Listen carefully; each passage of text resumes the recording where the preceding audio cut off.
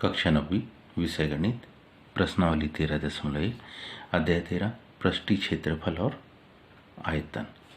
किसी डिब्बे में भरा हुआ पेंट 9.375 वर्ग मीटर के क्षेत्रफल पर पेंट करने के लिए पर्याप्त है।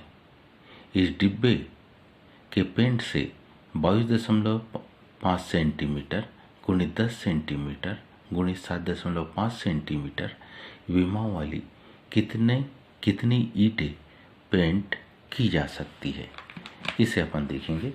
सबसे पहले हम क्या दिया है उसे लिख रहे हैं। यहाँ अगर देखिए तो हमारे पास में दिया है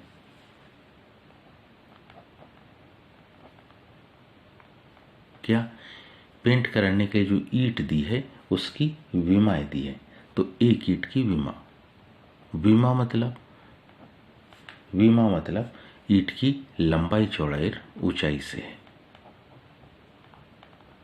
विमाएं दी हैं कौन कौन सी, इसकी मान लो क्या दी है, ये लंबाई दी है कितनी 22.5 सेंटीमीटर, चौड़ाई दी है दूसरी विमा चौड़ाई दी है 10 सेंटीमीटर, तीसरी विमा ऊंचाई दी है 7.5 सेंटीमीटर तथा डिब्बे को रंग से है ना, तथा साथ ही साथ दिया है डिब्बे में भरा हुआ जो पेंट है वो 9.375 वर्ग मीटर,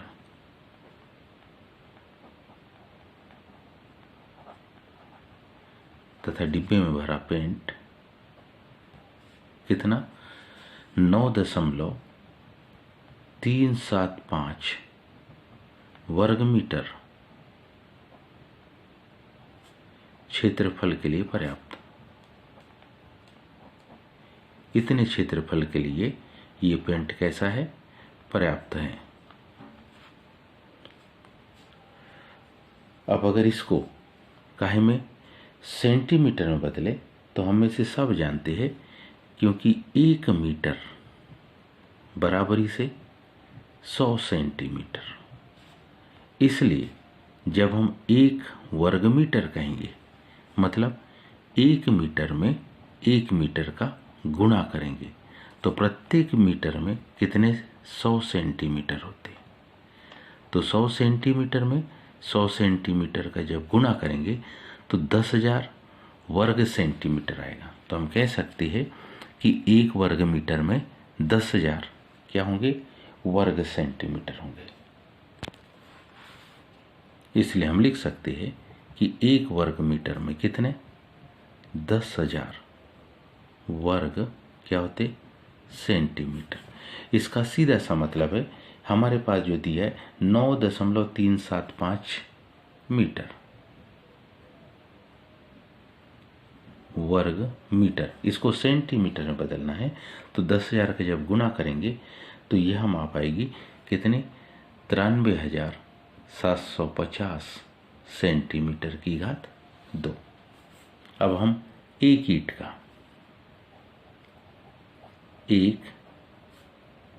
का कौन सा पृष्ठीय क्षेत्रफल निकालेंगे।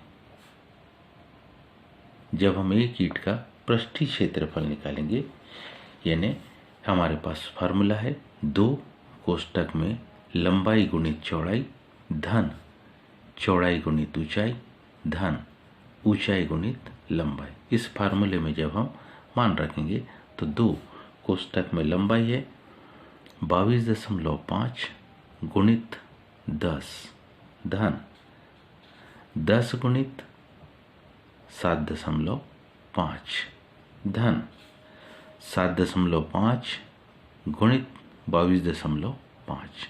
इनका हम क्या करेंगे, गुणा करेंगे।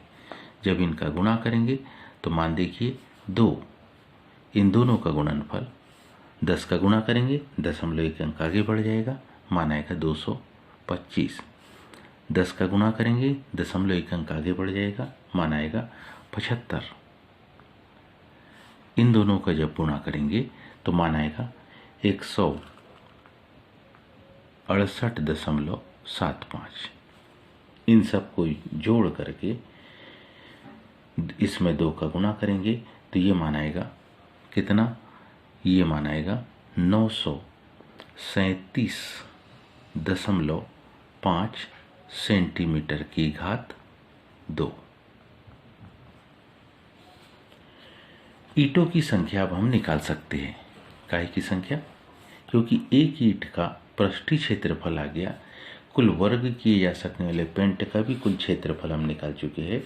इसलिए इससे हम ईंटों की संख्या निकाल सकते हैं। ईंटों की संख्या बराबरी से डिब्बे द्वारा कुल पेंट किए जाने वाला क्षेत्रफल, डिब्बे द्वारा क्या कुल पेंट किए जाने वाला क्षेत्रफल,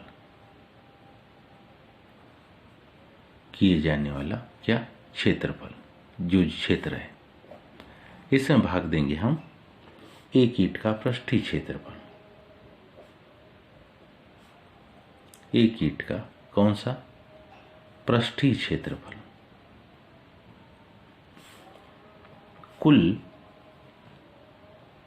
93,750 वर्ग सेंटीमीटर के क्षेत्रफल डिब्बा पेंट कर सकता है, और एक ईंट का यदि क्षेत्रफल देखें तो वो है 937.5। जब हम इसको हल करेंगे, ध्यान दीजिए, इसको भिन्न में बदलेंगे, 93,750 बटे 9,375, दशमलव का एक अंक था दशमलव के बाद, इसलिए 0। इससे जब हम इसको काटेंगे तो ये कितने बार में? 10 बार में कटेगा।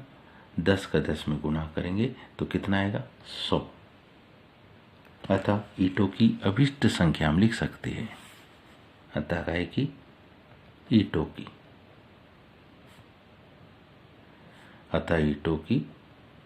अभिष्ट संख्या वो होगी बराबरी से कितनी? 100। उम्मीद है आप सबको ये समझ में आया होगा। आज के लिए इतना ही, शेष कल। धन्यवाद।